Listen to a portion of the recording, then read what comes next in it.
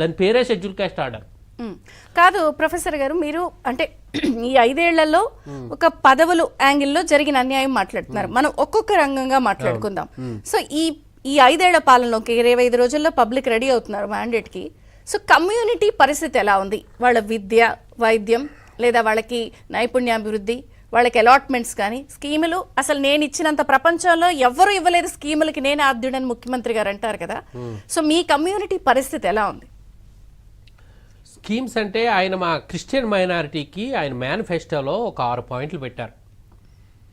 6 point మీకు పంపించాను నేను, అది డిస్ప్లే చేస్తే 6 పాయింట్లు పెట్టారు. ఈ 6 పాయింట్లలో ఒకే ఒక్క పాయింట్ అది కూడా 2% నెరవేర్చారు. 5 పాయింట్లలో ఒక్క పాయింట్ ఇది ఒక దానికి పాస్టర్స్ ఆనోరియం గౌరవ వేతనం అనే దానికి ఒక 2%. ఆ పాస్టర్స్ ఆనోరియం కూడా 60-70 వేల మంది పాస్టర్లు ఉంటారు స్టేట్లో, రాష్ట్రంలో. 60-70 వేల మందిలో ఒక 8,400 మందికే ఈ 5,000 నెలకి 5,000 అనేది ఇస్తున్నారు. అంటే అందరికి ఇస్తున్నారు. ఎవరికి? పూజారులకి ఇస్తున్నారు, ఇమాములకి ఇస్తున్నారు. ఇంకా పాస్టర్లకే తక్కువ 5,000. ఇమాములకైతే 15,000 నుంచి 20,000 వరకు ఉంది. అదే పూజారులకైతే 10,000 నుంచి 35,000 వరకు ఉంది ఆ గుడిని బట్టి. సో వీళ్ళకి ఒక 8,400 మందికే ఇస్తున్నారు. అంటే ఒక 2% వేసుకోండి. 60,000 70,000లో ఒక్క 8,000 అంటే ఒక 2%. సో ఓవరాల్ గా చూసుకుంటే లెస్ దాన్ 1% ఆయన నెరవేర్చారు. 99% హామీలు నేను అమలు చేశా అంటారు కదా ముఖ్యమంత్రి గారు. నేనంటే నేను క్రిస్టియన్ లీడరు, చిన్న వర్గం కాబట్టి నా మేనిఫెస్టోకి నేను లిమిట్ అవుతున్నాను. నా మేనిఫెస్టోలో 1 by 1 మనం చూసిన దాంట్లో పాయింట్లు చెప్పండి. ఏది వివాహాలు చేసుకుంటే, మైనారిటీ వివాహాలు చేసుకుంటే 1 lakh ఇస్తామన్నారు. 1 lakh ఎంతమందికి ఇచ్చారు? మీరు చదివారు అవి.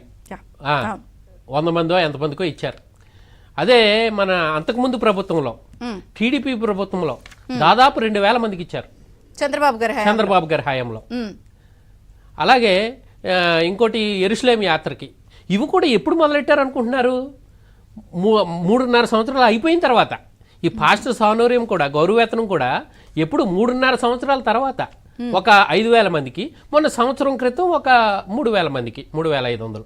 సో ఇవి కూడా మొన్న తర్వాత విదేశీ విద్యా విధానం అది ఎప్పుడు మొదలెట్టారు? జస్ట్ 1 year ముందు, ఎలక్షన్ వస్తుందనగా దాని ముందు.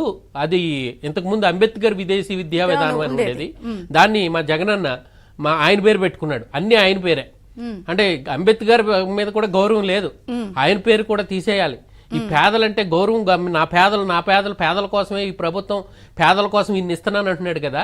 ఈ తాయిలాలకి అలవాటు చేసేస్తున్నారండి. ఈ చిన్న తాయిలాలకి మీరు ఈ వీటికి, ఈ పథకాలకే లిమిట్ అయిపోండి. మేము కోట్లు సంపాదించుకుంటాం, మీకేమో ఈ 1,000 రూపాయలు, 2,000, 3,000 ఇంతే. మీకు దీనికోసం వాళ్ళ పాపం దానికి అలవాటు పడిపోయి దానికోసం ఎదురు చూస్తున్నారు.